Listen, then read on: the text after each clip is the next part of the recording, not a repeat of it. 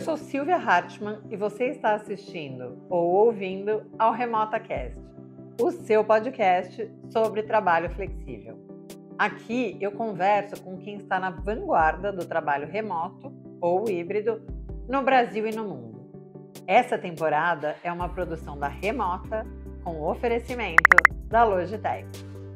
Para trabalhar de qualquer lugar com qualidade, presença e colaboração, a tecnologia certa faz toda a diferença. Com webcams, headsets, mouses e teclados, a Logitech é a parceira ideal de quem leva o trabalho flexível a sério. A empresa ainda conta com inteligência artificial para aprimoramento de som e imagem com foco em performance e ergonomia. Torne a sua rotina mais produtiva e a sua cara com Logitech. Aponte a câmera para o QR Code na tela ou clique no link na descrição do episódio e conheça a linha completa da Logitech. Sejam muito bem-vindos, bem-vindas a mais um episódio do RemotaCast. Hoje eu tenho dois convidados muitíssimo especiais. Aline Rossim, CEO da Live, e o Weber Araújo, VP de Desenvolvimento Organizacional e Finanças, também da Live, que é uma agência de publicidade, e a gente já vai falar um pouco mais sobre a agência.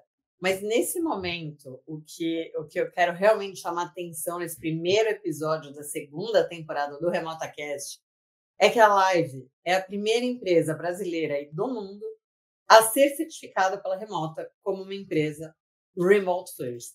E a minha primeira pergunta para vocês, não sei, Aline, como é que vocês se sentem com essa chancela e o que isso representa para a Live? Oi, Silvia, é um prazer estar aqui. Muito obrigada pelo convite.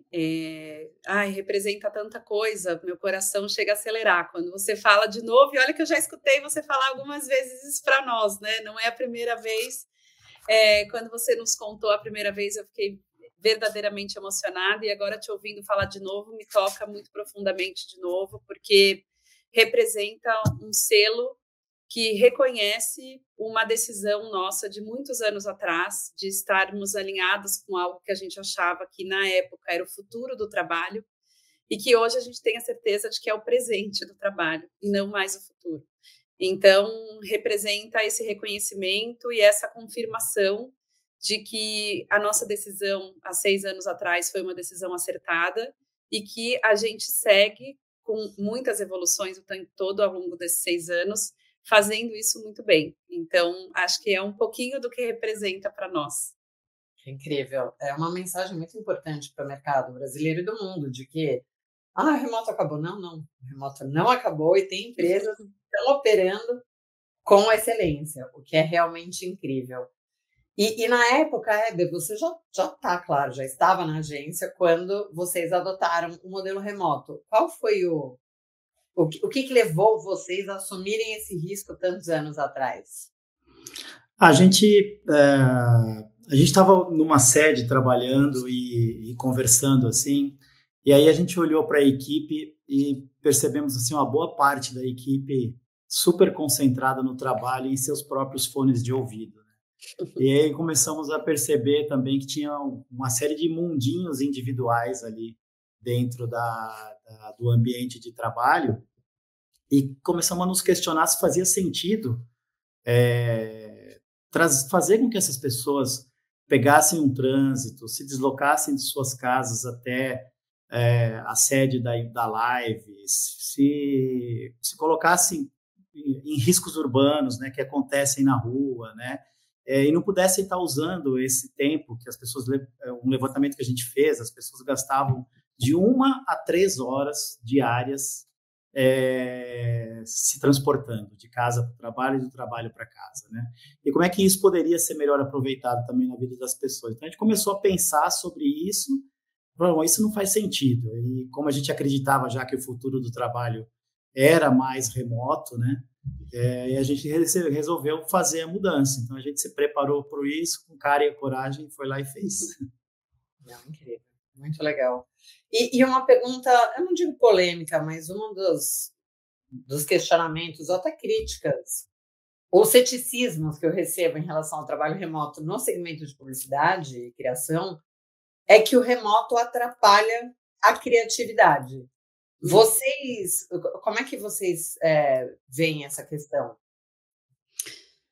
Essa é uma pergunta interessante, né? Eu acho que tudo tem sempre pontos de vista diferentes, né? A gente vai falar aqui sobre o ponto de vista de uma empresa que está completando 20 anos e que 14 teve sede, 6 não tem sede. Então, a gente pode falar sobre experiência estando todos reunidos no mesmo lugar fisicamente e não, né? Eu acho que a falta do espaço físico, ela pode, sim, prejudicar não só a criatividade, mas ela pode prejudicar todas as outras coisas, né? A produtividade, o vínculo, assim como o espaço físico também não garante nada disso, na mesma proporção, na minha opinião. Então, eu acredito que quando você trabalha, que é o nosso caso, para gerar conexões muito genuínas entre as pessoas, isso facilita a vinda da criatividade, seja ela numa tela, onde a gente está que nem aqui agora, ou num espaço físico. Então, eu acho que é muito mais importante o ambiente que se cria para a criatividade aflorar do que se aquele ambiente é um ambiente físico ou um ambiente virtual. Então, no nosso caso, as metodologias que a gente tem de trabalho, elas mostram que a gente, né, tem ganho muitos clientes, a gente tem clientes muito grandes, nacionais, internacionais. Então, acho que a resposta vem pelo próprio trabalho que a gente faz e pelos elogios que a gente recebe dos clientes e campanhas que a gente coloca na rua. Então, eu acho que essa resposta vem de um pouquinho de tudo isso. Legal, muito legal. E aí, minha próxima pergunta seria como é que é a cultura da Live, mas antes, falem um pouco sobre a Live, então. O que a agência representa, o que vocês fazem, quais são os valores? Quer falar, Ebin, você? Bom, a gente é uma agência de publicidade que está há 20 anos no mercado, né? Uma agência independente, né? E o que eu acho que até contribui aí para essas tomadas de decisão de uma forma mais ágil, né? Então, a gente tem aí hoje, né, cerca de 120 a 130 pessoas, né, na agência, e a gente trabalha com grandes marcas aí do mercado nacional, né? Eu acho que a Aline pode falar um pouquinho melhor sobre o nosso posicionamento aí de mercado. Claro. Que nos define. Claro, acho que fazendo esse complemento, depois vou devolver para a Eber falar um pouco mais da cultura, mas a gente é uma agência de publicidade, como o Eber comentou, e hoje a gente foca muito, na verdade, no que sempre foi a nossa origem, né? A gente se posiciona como uma agência culture-driven, que é uma agência que se conecta muito com a cultura do lugar onde a gente está, seja o Brasil ou seja estados do Brasil, porque a gente trabalha também para algumas regiões, né? E o Brasil sendo um país tão gigantesco como esse, a cultura ela se diferencia demais se a gente está trabalhando para uma marca do norte, para uma marca que é mais nacional. E a gente também atua em países fora, né? Então, no Chile, na Argentina, no México. Então, todos esses trabalhos muito conectados nos dados e principalmente nos dados da internet, né? Do que acontece hoje nas redes sociais, o que é falado nas redes sociais, o que as pessoas estão buscando, o que faz com que as pessoas se engajem, e a partir daí a gente cria campanhas. Então, para nós, a questão do remoto, Silvia, ela é muito além do que um formato de trabalho, sabe? Ela está conectada com a forma que a gente se posiciona como empresa, porque no momento que a gente está espalhado por muitos estados brasileiros, fora os outros países, mas focando exclusivamente no Brasil, a gente consegue fazer com que o nosso trabalho seja muito diferente do que um trabalho de pessoas todas sentadas na sala numa mesma cidade, né? Que na grande maioria das vezes é só em São Paulo. Então, é muito mais do que o formato de trabalho, acaba sendo muito intrínseco à forma que a gente faz as nossas entregas para os nossos clientes. Eu vejo que essa é uma ilustração perfeita do quanto o modelo de trabalho é uma decisão estratégica. Porque ser remoto faz muito mais sentido para uma agência que tem clientes em nível nacional e no exterior. Hoje eu estava com uma empresa que estamos apoiando, com a pessoa que é de finanças, ela me disse que a mudança deles de presencial para remoto veio do fato, é um outro segmento, arquitetura e engenharia, mas eles tinham escritórios em 4 regiões e um escritório não ajudava o outro, eles eram totalmente desconectados. E a partir do momento que se tornou remoto, todo mundo passou a trabalhar no mesmo lugar, se tornaram de todos. E isso é o que o remoto representa, mas ainda é um pouco... Eu vejo que é o receio das pessoas. Não, a partir do momento que eu vou para o remoto, eu não tenho mais acesso, é ao contrário. A partir do momento que todos vão para o remoto, e claro, tomam decisões, fazem investimentos, revisam processos, que foi o caso de vocês, e que levou vocês a chancela Remote First, vocês têm uma operação com excelência remota, e aí tudo funciona muito bem. Então, isso faz parte do seu posicionamento estratégico, isso ajuda o entrosamento entre toda a equipe independente de onde as pessoas estiverem. E isso é realmente incrível. Silvia, eu queria... desculpa. Eu queria pegar esse gancho que você falou dessa empresa, né, com 4 sedes em 4 lugares diferentes, e tem empresas que têm muito mais do que isso, né? E eu acho que talvez falta que essas empresas percebam que elas já são remotas, né? Porque se você pega uma empresa espalhada em vários países, né, elas já são remotas entre elas, né? E o que isso impede que possam colocar uma operação remota para as pessoas ali, né? Porque talvez, de fato, acho que foi por isso que essa empresa se descobriu, talvez, aí, como gerar conexão além daquelas que já eram geradas, né? Exatamente, perfeito. Já são distribuídas, né? Qualquer empresa que tenha um representante de vendas em outro estado, ela já é distribuída, né? Ou um ponto de venda. E a cultura, Heber, todo mundo fala, o remoto acaba com a cultura. Eu acho que as pessoas, nesse caso, falam muito de pertencimento, de conexão, e é claro que o remoto exige muito mais intencionalidade nesse sentido. Mas vamos falar sobre cultura. Como é que vocês manifestam a cultura da live no mundo e no modelo remoto? E como é que isso se transformou desde que vocês se tornaram remotos? Então, eu não acho que mudou nada em cultura, eu acho que o contrário, acho que fortaleceu, né? Quando a gente pensa nesses motivos iniciais que nos levaram para o remoto, que eu falei ali dos fones de ouvido e transporte e tal, no desenvolvimento, na implantação do projeto, a gente começou a perceber que, na verdade, os sentidos eram muito mais amplos do que esses, né? Então, a gente acabou tentando acertar uma coisa e acertou algo muito maior, assim, né? E essa questão da diversidade cultural e regional ajudou muito, assim, a fortalecer essa cultura da live, né? Então, a gente sempre teve uma cultura de trabalhar com flexibilidade, por exemplo, né? Mas uma flexibilidade que tinha um local fixo para trabalhar, um determinado horário, né?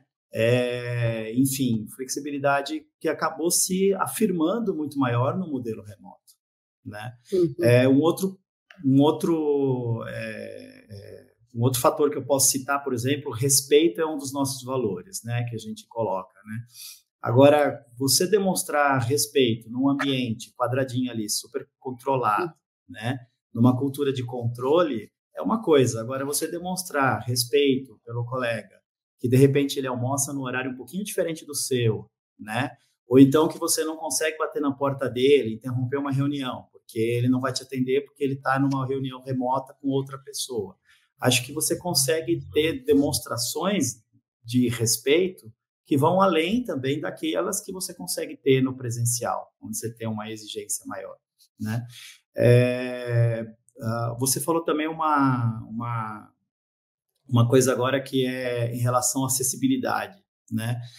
Você imagina que na nossa última sede tinha uma mesa da diretoria, né? Ficava lá num canto da sala, tal, e aí sentavam os diretores ali em volta. Enfim, a gente nunca foi de ser pessoas não acessíveis. Mas quando você tem um ambiente ali seu, né? As pessoas às vezes têm um pouco de medo de chegar perto, olham, né? Eu que sou financeiro, então as pessoas olham como é que tá a cara do Heber, né? Para aprovar aqui uma despesa ou não e tal. Então, está de bom humor, não está de bom humor e tal. E aqui, o acesso que as pessoas têm a mim, aqui na minha casa, dentro da nossa ferramenta de comunicação, é igual para todos. É igual para a Aline, que é CEO, e é igual para qualquer outra pessoa do time, que vai escrever para mim uma mensagem direta e que ela não está vendo como eu estou, né? Então, eu acho que tudo isso são coisas que, na verdade, foram contribuindo para que essa cultura de acessibilidade, respeito, flexibilidade, né, de a gente olhar para as questões humanas, né, com um senso de justiça, de dever, de desempenho, mas com um olhar humano, respeitoso e transparente, na verdade, eu acho que só se fortaleceram no nosso caso.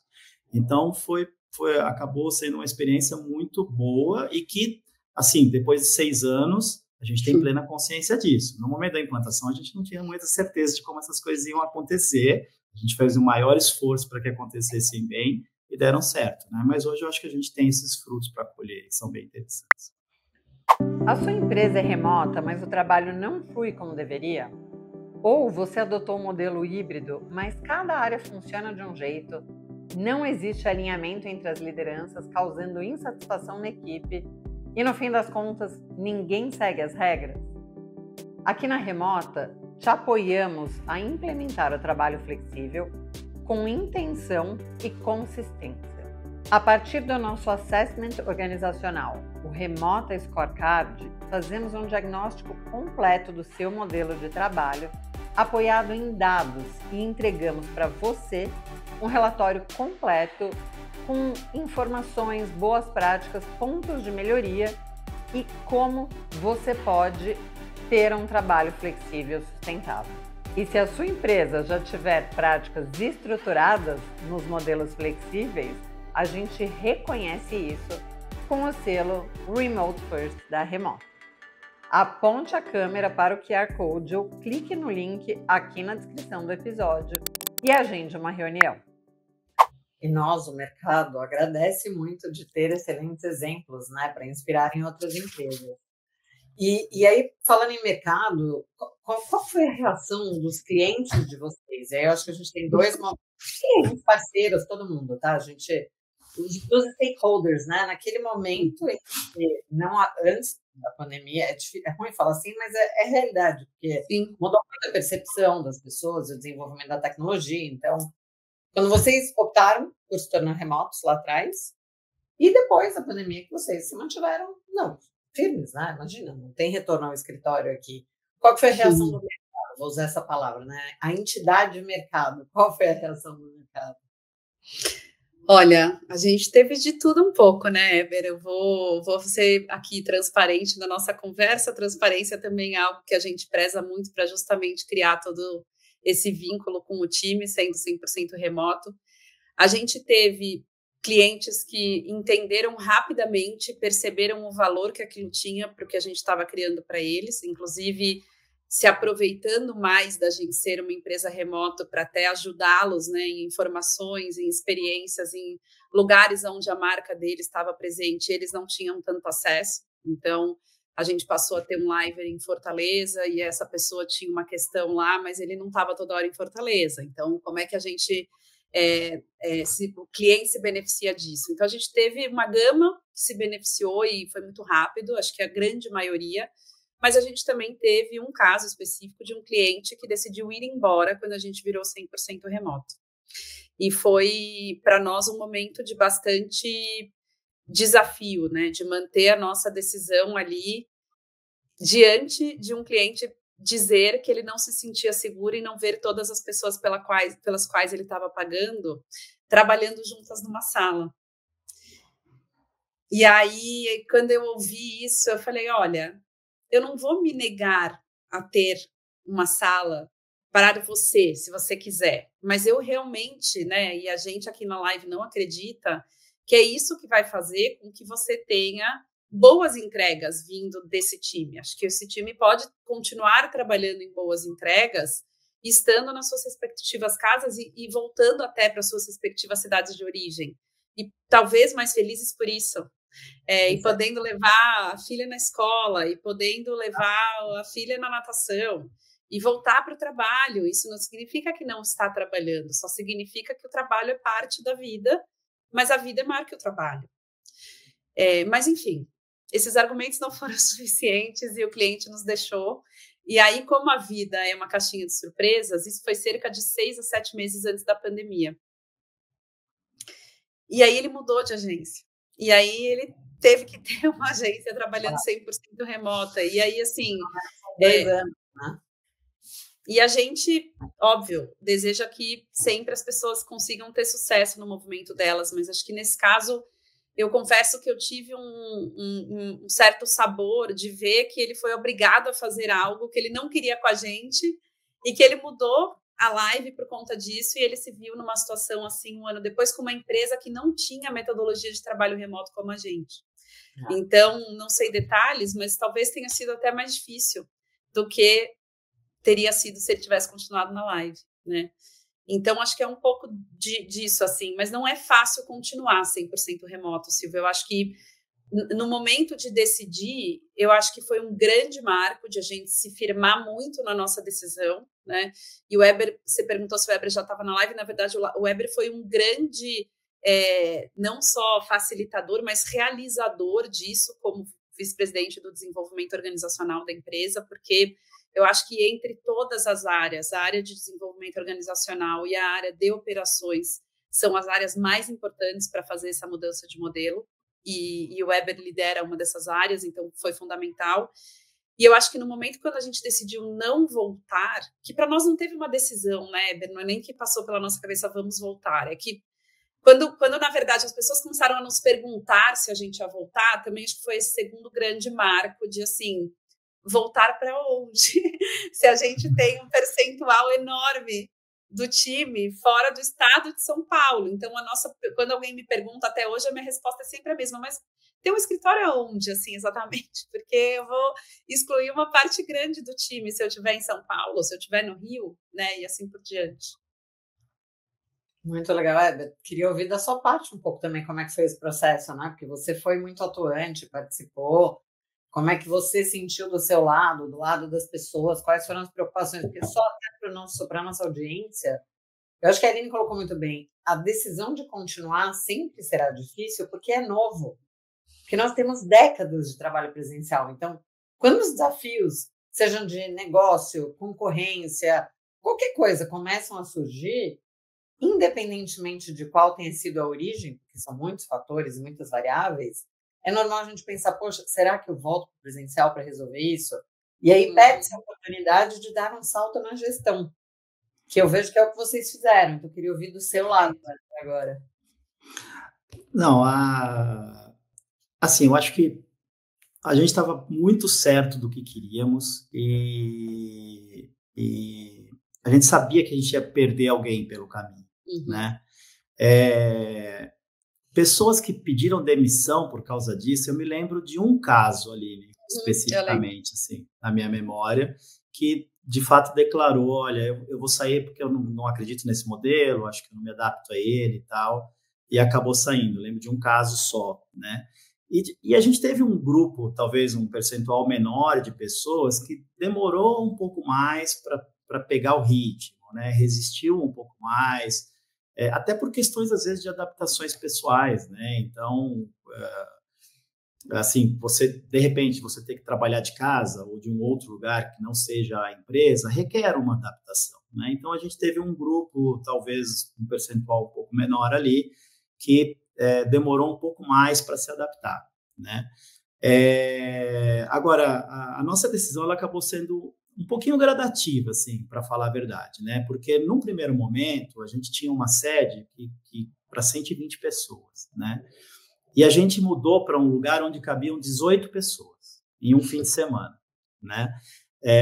A gente, enfim, fizemos toda uma preparação, tal, preparamos uma política, que na época a gente chamava de política de home office, né? Essa política ela avançou, hoje chama Jeito Live de Trabalhar, né? Mas no primeiro momento já tinha essa política, nós apresentamos essa política e falamos, olha, a partir de segunda-feira, a sede é aqui do lado, só cabem 18 pessoas, e a gente só vai vir para cá quando a gente entender que precisa e tal. A gente tinha ainda todo mundo morando em São Paulo, os nossos funcionários e tal, todo mundo ainda morava em São Paulo. E aí, esse grupo que talvez demorou um pouquinho mais para se adaptar, talvez tenha sido o grupo que frequentou mais esses 18 lugares, né? E um grupo que foi se adaptando mais rápido parou de frequentar esses 18 lugares. Até que a gente avançou depois para um um lugar que era um tipo de um café, assim, e até que depois a gente resolveu também não ter nem esse lugar, né? Então, a gente acabou passando por um processo, assim, não necessariamente proposital, né? A gente foi aprendendo e ajustando, né? E que a gente sabe que poderia ter perdido gente, mas a gente estava tão firme, assim, no nosso propósito, que eu acho que as pessoas também acreditaram na gente, mesmo quem no começo estava resistindo e acabou embarcando. Que legal, muito legal. E você tocou num ponto importantíssimo, que é a questão de talentos, né? O trabalho remoto também é um diferencial competitivo na atração de talentos. Como é que ficou essa curva de rotatividade ou retenção de vocês? Eu imagino que vocês recebam muito currículo. Eu recebi um currículo de uma pessoa, quando a gente divulgou o selo, a pessoa me escreveu: eu vi que você dá live, eu quero muito trabalhar aí. Eu falei, não, calma. E foi super legal, assim. E eu imagino quanto vocês recebam de currículo, portfólio e contatos de pessoas que querem trabalhar na live. Como é que ficou esse aspecto da gestão de pessoas? O nosso turnover voluntário é muito baixo, você vê, assim, abaixo de 2%, você pegar, foi o primeiro semestre, assim, né? É muito, muito baixo, e as pessoas, quando saem, não saem pela questão do remoto, assim, né? Então, quando a gente conversa com as pessoas na saída, isso não tem acontecido. Agora, eu não sei se isso é uma questão da publicidade e se em outros mercados isso também se repete, difícil dizer, né? Mas eu acredito que as pessoas mais talentosas e mais independentes vão procurar esse modelo, né? E a gente tem tido grande facilidade e talvez a gente tenha aí mais gente procurando a gente do que a gente está contratando, embora a gente tenha contratado bastante recentemente, né?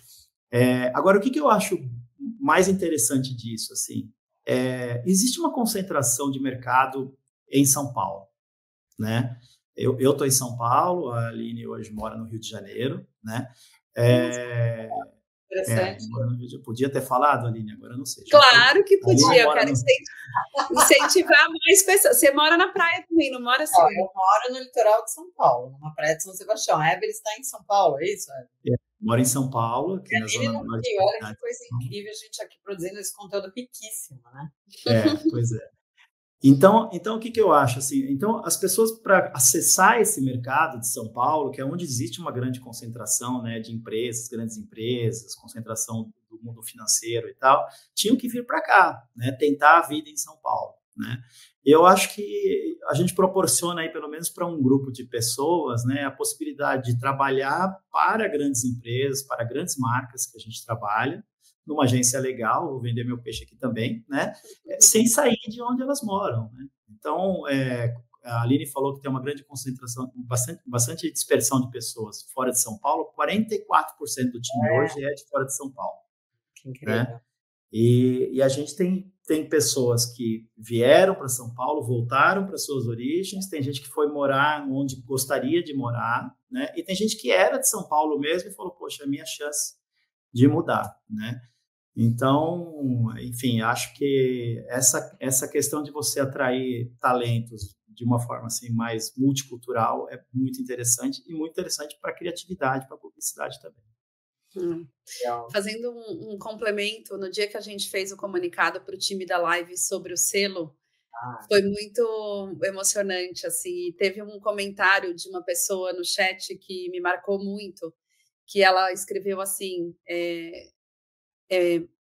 é muito incrível poder trabalhar para marcas com as quais eu trabalho na live, direto do interior da Bahia. E aí é um pouco do que, para mim, é a representatividade do que a gente fala quando a gente fala que é muito mais do que um formato de trabalho. Eu acho que a gente realmente está construindo novas possibilidades para as pessoas se relacionarem com o trabalho de uma outra forma e, consequentemente, melhorarem a vida delas. Assim, acho que não tem como não colocar essa questão da vida fora do trabalho como algo que a gente vê que quanto mais as empresas estão voltando para o presencial, mais as pessoas nos procuram para trabalhar na live. E as pessoas estão sendo muito diretas em relação a essa questão do remoto. Então, assim, eu recebo muitas mensagens do LinkedIn. Eu, infelizmente, não consigo dar conta de todas, mas, assim, de tempos em tempos eu vou ali, eu tento responder todo mundo que me manda mensagem. E hoje mesmo eu estava fazendo isso, tentando responder, e muitas das mensagens falavam diretamente sobre, olha, estou voltando a morar na minha cidade natal e soube que a live é remota, talvez até pela divulgação da questão do selo. Queria saber se tem chance de a gente conversar. Olha, eu estou morando em Campinas e o lugar que eu trabalho passou a me obrigar a vir 3 vezes por semana e está impossível para mim. E eu tenho talento, eu tenho expertise, eu tenho isso. Então, a gente teve uma inversão, eu acho, do início, né? Quando a gente teve essa parte, que eu acho que a área do Weber teve uma importância muito fundamental de mapear como as pessoas estavam se sentindo quando a gente fez a mudança e também atuar em quem estava se sentindo um pouco mais inseguro e deixar embora quem não queria estar, porque acho que também tem uma questão de perfil, né? Não tem uma questão de certo ou errado. Para hoje, 6 anos depois, né, o mundo passando por tudo que passou e voltando para o presencial como uma obrigatoriedade, a gente vendo que se tornou, na verdade, realmente um atrativo. Então, acho que também é mais uma confirmação de que, assim, poxa, que legal, porque essas pessoas, como o Weber comentou, elas estão enxergando que o trabalho é muito importante, mas elas estão tomando decisões de vida maiores do que a decisão de trabalho. E, para mim, essa é a maior pena que eu sinto das empresas que passam a obrigar a presencialidade ou integral ou durante muitas vezes na semana, porque, principalmente em São Paulo, você está obrigando a pessoa a pagar um aluguel caríssimo ou comprar um apartamento caríssimo, a morar num lugar onde você vai pegar a condução e vai ser 1h30, 2 horas, como o Weber falou, ou se você tiver um carro, 1h30, 2 horas no carro. E eu, particularmente, não me conformo, assim, eu falo, não é possível que as pessoas insistem nisso, né? Acho que tem realmente uma dificuldade muito grande de quebrar esse paradigma que, para nós, realmente, ele não existe mais, assim. Então, espero que a gente consiga inspirar mais as pessoas. E eu acho que o teu trabalho, né, e o que a Remota faz é muito importante para credibilizar esse assunto e não ficar um assunto que parece ser um assunto da moda, né, um assunto que as empresas cool são empresas remotas, é tão maior do que isso, é tão mais profundo do que isso, né? Não, é muito mais. A minha grande ambição é que em alguns anos, ou talvez em uma década, a gente consiga realmente ter uma frente a mais na remota para conectar profissionais de outras regiões com empresas aqui ou do Sudeste ou de outras regiões, porque durante a pandemia foi isso, a gente viu profissionais jovens trabalhando em empresas para as quais eles ou elas nunca teriam acesso, se não fosse o remoto. Eu fiz mestrado na USP durante a pandemia, as aulas agora são presenciais. Ontem, inclusive, eu fui palestrar numa aula de transformação digital, que foi muito legal. Eu estava conversando com um professor. Tinham 2 pessoas de Angola fazendo mestrado na época, porque era remoto. Eu tive colegas que eram do Nordeste, voltaram para o Nordeste, que eram do Sul, voltaram para o Sul. Então, talvez o remoto seja um caminho para que as pessoas não precisem renunciar às suas vidas e à sua qualidade de vida para trabalhar, porque a qualidade de vida, ela gera engajamento. Talvez a dificuldade é que muitas das lideranças nas empresas aprenderam a crescer de uma outra forma. E tudo isso é muito disruptivo, é muito novo, né? Uma gestão da mudança muito desafiadora. Então, por isso que eu sempre digo, nosso papel é educativo. Então, exemplos assim são excelentes. E como vocês já trouxeram, há desafios. Mas é uma escolha, porque desafio vai haver em qualquer modelo. Né? Desafio vai haver em qualquer modelo. E aí a gente estava falando, agora eu vou voltar um pouco para o tema da cultura. E a cultura, ela é muito aterrissada, não materializada por meio de rituais, por meio do uso de ferramentas. E vocês têm rituais muito bacanas, apesar de que eu adoro uma fala do Weber, que é assim, eu não vou falar certo, você corrige, tá, Weber? Mas que vocês têm rituais, têm processos, mas eles não são eles que definem vocês, né? E sim o contrário, que vocês não são uma empresa que vai se travar por conta dos processos, mas vocês trabalham muito bem com processos e rituais, e eu fiquei, assim, maravilhada com o uso do stack de ferramentas de vocês. Eu só tinha visto isso em cases internacionais de empresas remotas, que é justamente as pessoas sabem exatamente qual ferramenta usa para quê, onde começa, onde termina, os rituais. Então, eu queria que você comentasse um pouco desses rituais que também ajudam a sustentar a cultura. Sim. A gente tem um documento aqui que a gente, assim, pretensamente, a gente chama de metodologia de encontros, né? E esses encontros, eles são a maioria deles é virtual, mas a gente prevê também alguns encontros presenciais, né? Porque entendemos também que em determinados momentos isso é bacana, né? Se você tiver um propósito para se encontrar, né? Para se deslocar e se encontrar. Então, essa metodologia, ela prevê, assim, coisas desde reuniões one-on-one de liderança com uma pessoa liderada, né? Onde a gente orienta os gestores a fazer isso, e depois a gente tem uma pesquisa mensal, que a gente quer uma pesquisa como você está, que é para saber como que a pessoa está se sentindo, né? A gente é um pouco mesmo de, assim, se você está bem no trabalho, se você consegue ter pausas entre reuniões, se você consegue descansar do trabalho quando não está trabalhando. Então, a gente faz uma pesquisa perguntando essas coisas, e uma das coisas que a gente pergunta é: você fez o one-on-one com o seu gestor, né? E aí, quando não faz, a gente vai lá e puxa a orelhinha do gestor. Olha, precisa fazer, tem uma turma aí que está reclamando e tal, né?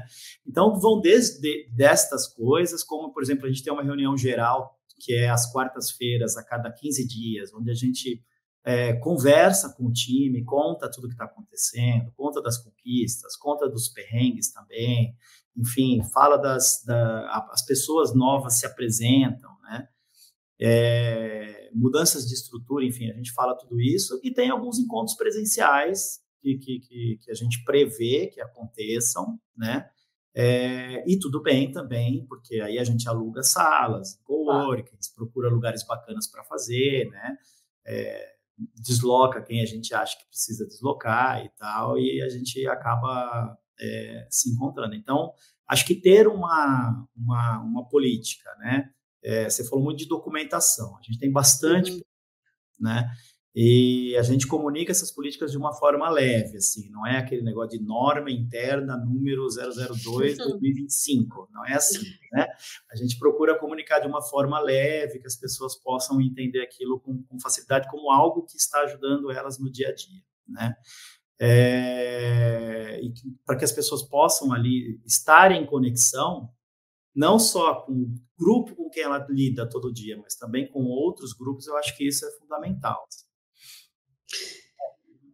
Um complemento que, enquanto o Eber estava falando, me lembrou quando a gente estabeleceu que o WhatsApp não era uma ferramenta de trabalho. E eu acho que é legal só para falar esse exemplo, porque acho que ela desencadeia, essa decisão desencadeia várias outras decisões, e eu acho que não só a decisão, mas a atitude em relação à decisão. Quando a gente tomou a decisão do WhatsApp, e na época, hoje a gente usa uma ferramenta diferente da que a gente usava na época, mas o objetivo era o mesmo, a gente tomou a decisão e disse: olha, a partir do dia tal, a gente não se comunica mais entre nós no WhatsApp. É claro que tem pessoas que principalmente têm relacionamento direto com o cliente, que muitas vezes precisam, mas em grupos de trabalho interno da Live, o WhatsApp passou a ser proibido, né? E o proibido, estou usando essa palavra porque realmente é proibido. E eu me lembro muito de muitas pessoas me mandando mensagem no WhatsApp e eu dizendo assim: não vou responder, se você quiser falar comigo sobre trabalho, me mande na ferramenta tal. E eu acho que essa radicalidade, ela precisa acontecer quando você implementa um processo que é diferente do padrão. E assim foi com todo o resto, né? Então, assim, até hoje, né? Se o Eber me mandar um WhatsApp, eu vou ter certeza absoluta que ele quer falar comigo na vida pessoal. Que ele não quer falar comigo sobre uma questão da live. E isso é tão claro. Mas é claro porque a gente foi muito rigoroso. Assim como reuniões, elas são sempre num link com a câmera aberta, idealmente, com algumas regras relacionadas a isso, e assim por diante. Então, grupos de trabalho, sempre nesse tipo de ferramenta, designação de tarefas, sempre nessa ferramenta. Então, essas coisas precisam estar muito claras, mas não só claras, elas precisam ser rigorosamente seguidas. E aí eu acho que a liderança da empresa tem um papel fundamental de não... né? Esmorecer, exato, de dar o exemplo para que vire hábito, para que vire realmente o processo padrão da empresa. E quando você diz que o processo não define a gente que define o processo. Agora, eu que não estou sabendo repetir o que você falou exatamente. Mas eu acho que era mais ou menos isso. Mas era mais ou menos isso? É que assim, a gente toma... Uma coisa que a gente fala muito entre nós é assim, a gente tomou essa decisão agora, até que a gente entenda que a gente precisa tomar uma nova decisão, né? E tudo pode mudar sempre, nada é engessado e tal. Como eu falei, por exemplo, no nome da nossa política, né? Que era home office, depois virou política de anywhere office, depois e agora é jeito live de trabalhar, né? Acho que tem uma evolução, os próprios nomes, acho que é meio autoexplicativo, né? Tinha uma outra coisa também que a gente ri muito, né, Aline, que é assim, na primeira política a gente dizia assim, você não pode deixar o ambiente da sua casa atrapalhar o seu trabalho. Depois a gente viu que isso era horrível, né, na verdade, né? E daí a gente começou a dizer que você tinha que dar um jeito de conciliar a sua vida do trabalho com a vida da sua casa, né? E agora não deixe o seu trabalho atrapalhar a vida da sua casa, né? Então a gente foi evoluindo nesse sentido e acho que são aprendizados muito bacanas. Assim. E esse é um ponto difícil, né? Eu às vezes me pego nessa situação, porque agora colocando o meu chapéu aqui também, as pessoas também erram muito. E às vezes erram por falta de conhecimento e muitas vezes por má índole. Quando alguém comete um deslize por má índole, deslize essas coisas que a gente vê, né? Liga o Teams e vai embora, deixa o Teams ligado, e usa AI para criar... A gente ou mexe mouse, né? Cria um software para o mouse mexer sozinho, a gente tem que ter umas coisas assim, que fazem parte do ser humano. Quando eu ouço essas coisas... O exemplo do homem que o cachorro mordeu o rapaz e ele quis processar a empresa. São coisas que fortalecem muito o discurso das empresas que têm medo do remoto. E eu no meu papel, é o que eu sempre trago. A empresa tem uma grande responsabilidade, tanto que a gente certifica a empresa, mas o profissional também tem. Sim. E a empresa tem o papel de ajudar, apoiar, educar, trazer boas práticas, né? Então, eu acho uma super evolução no caso de vocês, porque é realmente assim, né? Não deixa atrapalhar, tá? Mas como? Porque eu moro aqui, eu tenho filhos, eu tenho cachorro, eu tenho uma vida que gira aqui em torno. Como é que eu posso fazer? Então, eu acabei desenvolvendo muito esse conteúdo de para as pessoas, autogestão, cuidado, ambiente de trabalho, fone, o que as pessoas podem fazer? E para as empresas, né? Como é que vocês podem orquestrar tudo isso? Porque é difícil, né? É desafiador para todo mundo. É desafiador, mas dá certo. É sempre uma escolha. A escolha, vocês fizeram uma escolha e sustentaram, e as pessoas também têm que fazer essa escolha, porque eu quero trabalhar remoto. E aí quer trabalhar remoto, mas também não faz o básico, né? Tirando exceções aqui de pessoas que tenham questões neurodivergentes, poxa, abre a câmera, né? Para se comunicar. Mas a minha casa, não quero expor minha casa. Tudo bem, usa uma imagem de fundo, ninguém vai ver sua casa. Então, acho que são pequenos cuidados, né? Que as pessoas também precisam ter, mas vocês acho que já também devem estar nesse lugar de uma equipe já madura, né? Porque já faz anos que vocês estão nesse modelo. Da câmera, especificamente, eu gosto de dar esses exemplos porque eu gosto, acho muito interessante a gente mostrar para as pessoas, né, que a gente começa às vezes de um jeito e vai amadurecendo. Claro. E tudo bem ser assim, claro. Né? E quando a gente divide isso um pouco, talvez a gente ajude as pessoas a estar 1, 2, 3 passos na frente de onde ela começaria originalmente, né? Então, esse negócio da câmera, no começo, a gente disse que era obrigatório a câmera aberta. Era assim que estava escrito na nossa política, né? Depois, nós começamos a estudar e entender, né, a questão de você ter uma fadiga de vídeo, de ficar vendo a própria imagem, né? Ou então você está num dia muito ruim e, puxa vida, né, estou num dia que não queria mostrar a minha cara, cheia de olheira e tal, chorei ontem à noite, sei lá, qualquer motivo, né? E aí a gente disse assim, olha, gente, é o seguinte, não é mais obrigado a abrir câmera, tal, não sei o quê. Aí nós fomos para o oposto, né? Ninguém mais abria a câmera, né? Assim, né? E aí falou assim, não, gente, peraí. Aí nós não precisa tanto. Aí um dia, numa dessas reuniões de quartas-feiras, a gente listou todas essas questões, né? Dizer, olha, a recomendação é que abra a câmera, a gente espera que abra a câmera. Uma conversa 1 a 1 tem que estar com a câmera aberta, né? A gente até fez uma brincadeira, né? Imagina se você chamar a pessoa para tomar um café e colocar uma cartolina na tua cara e a pessoa não vê. Adorei, gente, perfeito, né? Perfeito. Né? Então, 2, 3 pessoas é a mesma coisa que o one-on-one, né? E aí a gente começou a falar, agora, se você tiver um dia ruim, o teu fundo está com algum problema, tem gente trabalhando na tua casa, nós vamos entender, né? Então, vamos trabalhar a exceção como exceção mesmo, não como regra. Muito legal. Super exemplo.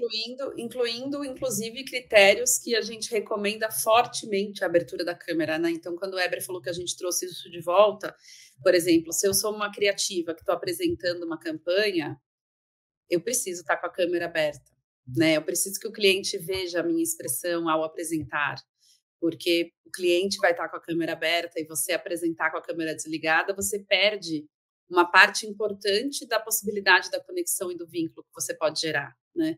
Entre outros exemplos, mas a gente chega em algumas coisas táticas, mas para ficar mais claro para as pessoas o que a gente espera delas.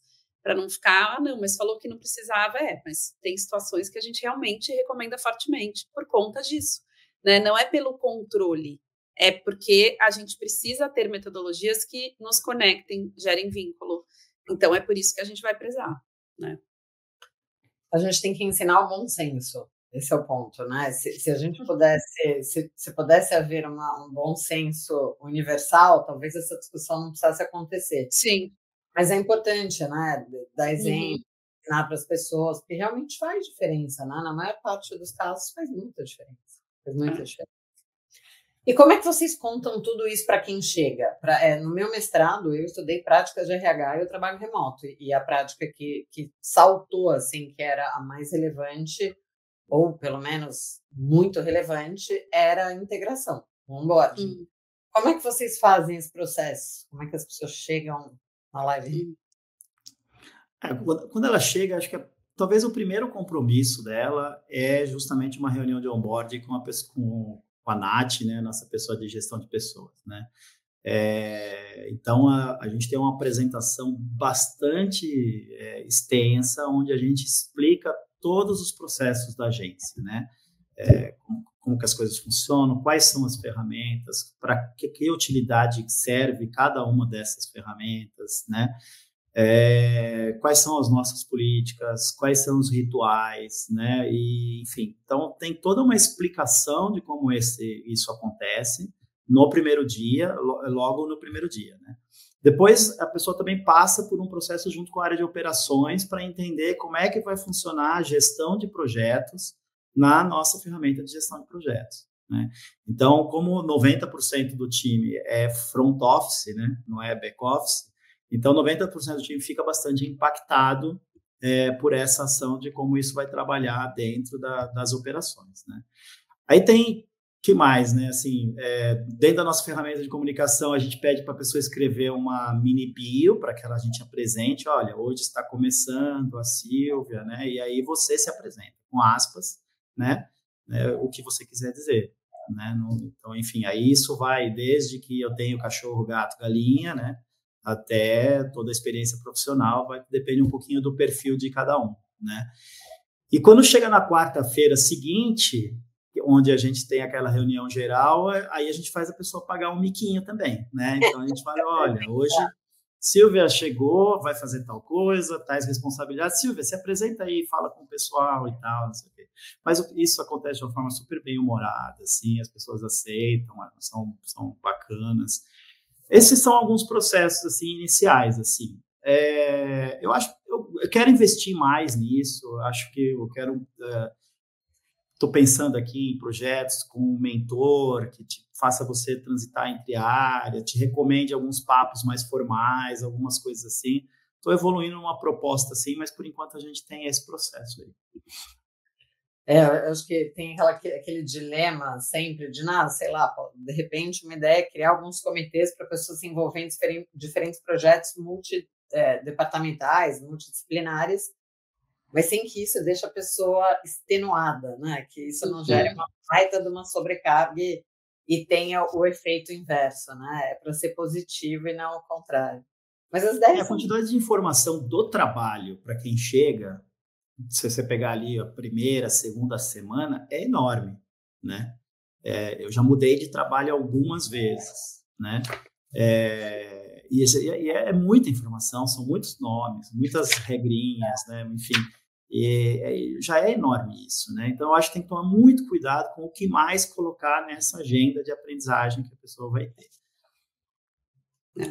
E aí, eu acho que para complementar, tem aí o papel do próprio gestor da pessoa que está chegando. Então, tem todo esse trabalho que é feito pela área do Weber, que recebe a pessoa, né? A gente realmente sugere que a primeira coisa dela seja esse onboarding com a área de RH, porque ele é muito detalhado, ele é muito descritivo, e ali é o lugar onde a pessoa vai entender, assim, cheguei, por onde eu falo com quem, e como eu falo, né? Eu acho que essa é a primeira resposta ali principal que essa pessoa vai ter. E aí, cada uma dessas pessoas, obviamente, se aloca num departamento. Então, aí eu acho que vem o trabalho dos gestores de acolher essas pessoas, não só na visão do trabalho delas, mas do trabalho delas em um ambiente 100% remoto, né? Então, não é só fazer o seu trabalho, é fazer o seu trabalho num ambiente 100% remoto.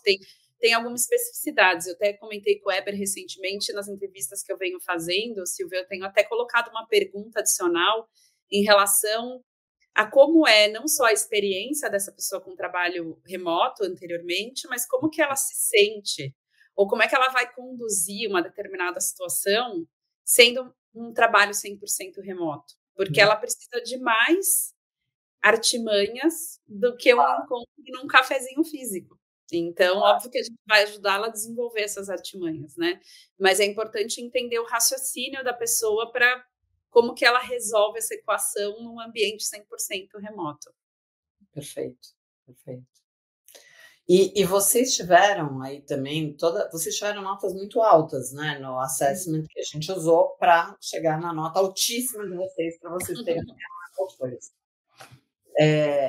E um que me chamou a atenção foi justamente a nota da parte de avaliação de desempenho, que vocês já fazem muito bem. Gostaria que vocês contassem um pouco como é que é esse processo, como uma boa prática para a turma que está nos ouvindo ou assistindo. Tá. Bom, a gente tem... esse é o one-on-one, faz parte de uma recomendação, de uma avaliação constante de desempenho, né? Para que possam ser dados feedbacks, conversados sobre anseios e ansiedades das pessoas, né? Que ambição aquela pessoa tem. Então, a gente pede para que tudo isso seja abordado, né? Não seja só esse one-on-one não seja uma reunião para discutir a tarefa, o job, o que está pendente, o que vai fazer, não. Seria um tempo mesmo dedicado para uma conversa entre duas pessoas que trabalham numa empresa e têm as suas ambições, enfim, suas preocupações e tudo isso. Então, esse é um primeiro momento, né? A gente tem um processo, que é um processo formal, estruturado, de feedback, que na verdade a gente não chama de feedback, a gente chama de feed forward, né?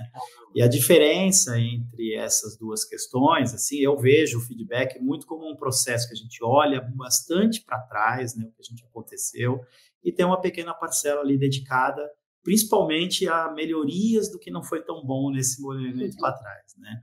E a gente procura olhar isso no feed forward de uma forma diferente. A gente, sim, dedica um pouco de espaço para olhar o que aconteceu recentemente, né? Mas muito focado quais são as potências dessas pessoas e o que a empresa espera dela, o que ela espera da empresa, né? E como que juntos eles podem chegar num objetivo para um próximo período, até o próximo feed forward. Então, nosso processo tem muito essa característica, né?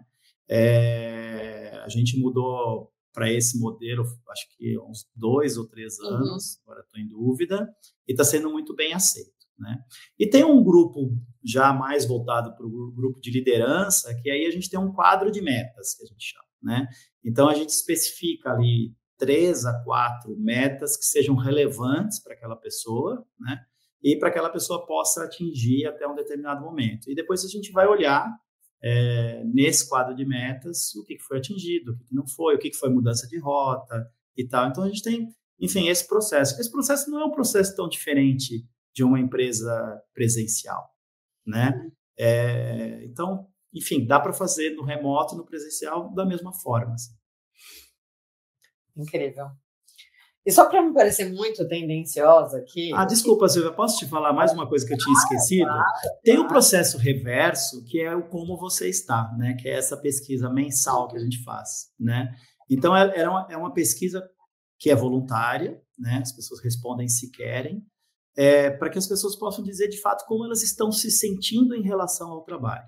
Então, tem uma série de perguntas, né? Voltadas com essa finalidade, e ali a gente recebe um feedback que a gente chama de um feedback reverso, né? Se elas estão se sentindo bem em relação ao trabalho e que pontos críticos a gente tem que trabalhar aqui naquele sentido. Eu acho que isso também é bastante interessante.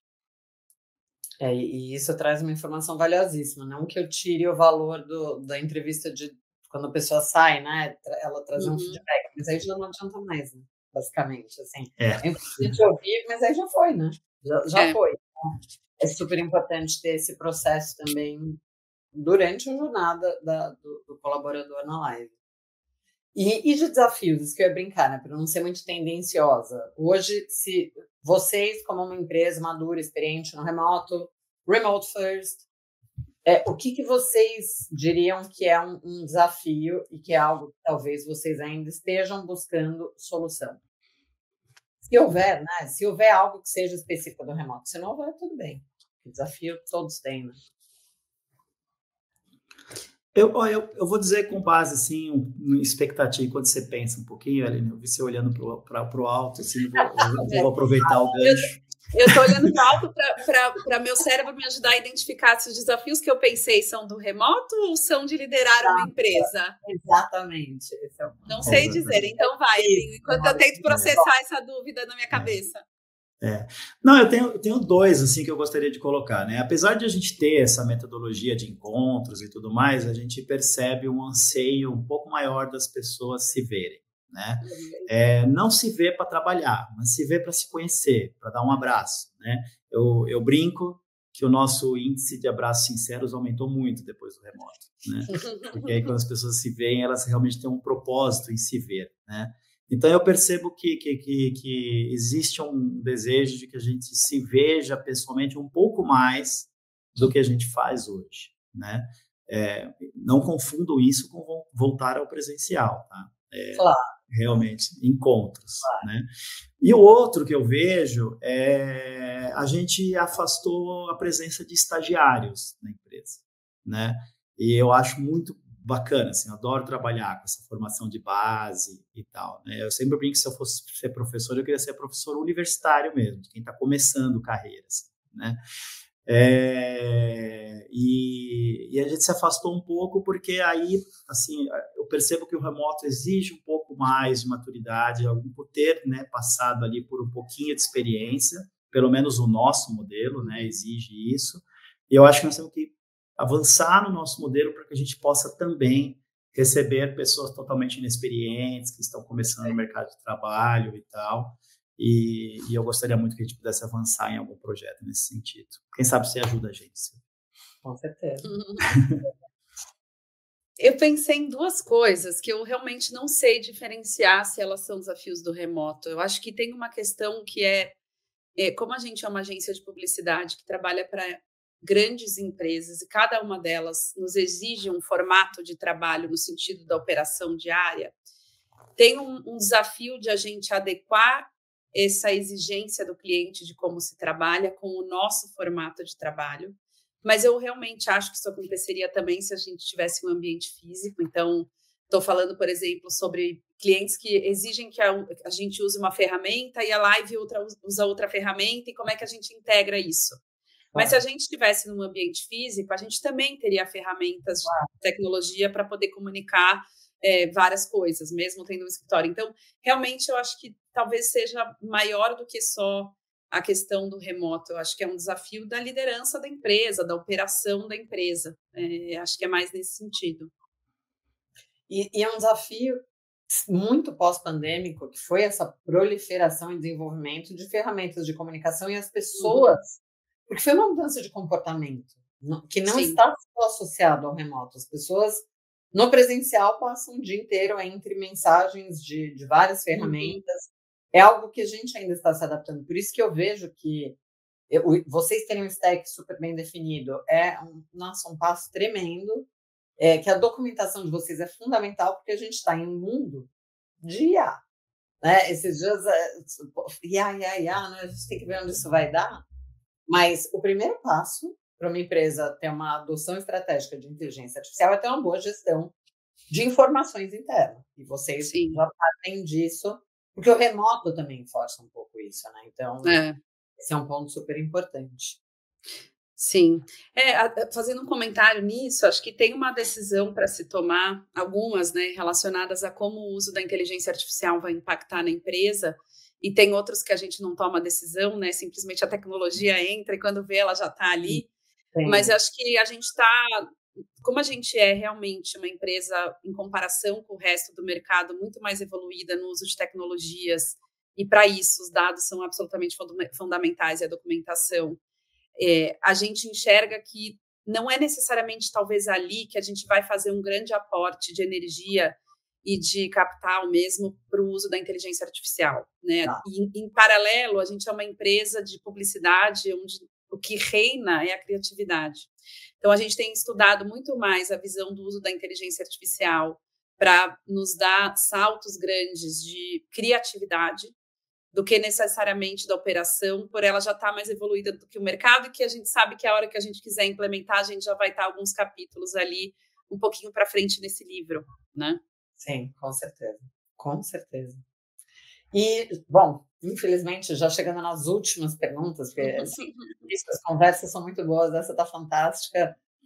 Se vocês fossem dar uma recomendação para empresas que estão pensando em migrar para o remoto, ou então em realmente decidir se posicionar, né? Quero ser remoto e vou assumir os riscos, os trade-offs e vou dar esse salto. O que vocês dariam de recomendação? Bom, eu acho que primeiro investigar se é isso mesmo que você quer. Eu queria lembrar, de vez em quando alguém quer fazer benchmark e tal, me chamam para conversar, né? E algumas pessoas eu vejo que genuinamente querem, né? E querem conversar para entender por onde começar e tal. E depois tem gente que a gente percebe que ou por moda ou por uma pressão, né, do time e tal, acha que tem que ir para esse caminho, mas não está muito convencido disso, né? Assim, eu acho que ninguém é obrigado a ir, eu sou entusiasta disso, mas eu honestamente acho que as pessoas, os empresários, enfim, que querem liderar esse processo, tem que realmente querer, né, fazer, né? Então investigue isso, investigue o propósito de estar fazendo isso, né? Seria o primeiro ponto. E uma vez que quer fazer, faça acreditando que vai dar certo, né? E pensando um modelo para o remoto, e não trabalhar adaptações do presencial no remoto, né? Então, assim, queira fazer para poder fazer 100% de energia naquilo acontecendo. Porque quando você faz duvidando, você não coloca 100% de energia naquilo, né? Tem um percentual da energia ali que está dizendo não vai dar certo, não vai dar certo.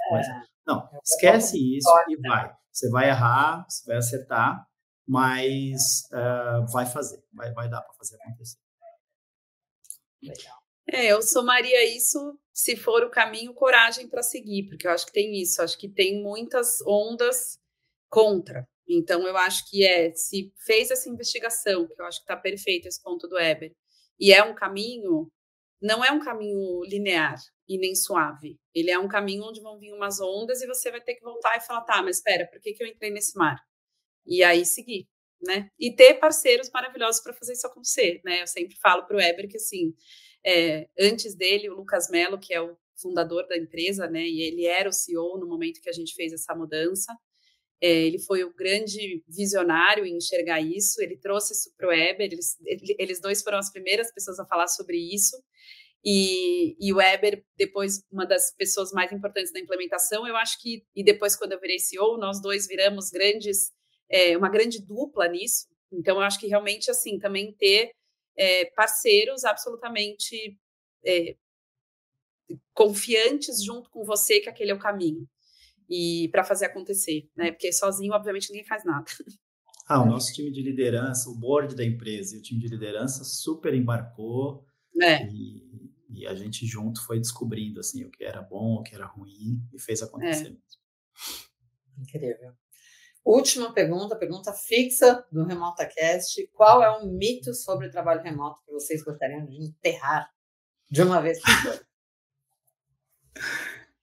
Eu enterraria o da cultura, assim, Silvia, porque para mim esse é o que é o maior, assim, ele vem sempre como um grande argumento de que num lugar, como é que a gente vai manter a nossa cultura se a gente for uma empresa 100% remota? Então, esse, para mim, ele é um dos principais argumentos que se ouve, acho que ele não é um argumento factível, eu acho que ele é uma cortina de fumaça, assim, na verdade.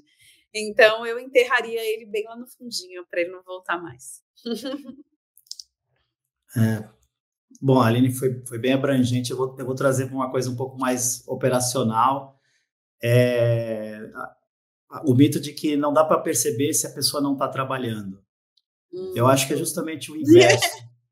É muito mais evidente se a pessoa não estiver trabalhando, porque o trabalho não chega em você. Então, é muito mais evidente.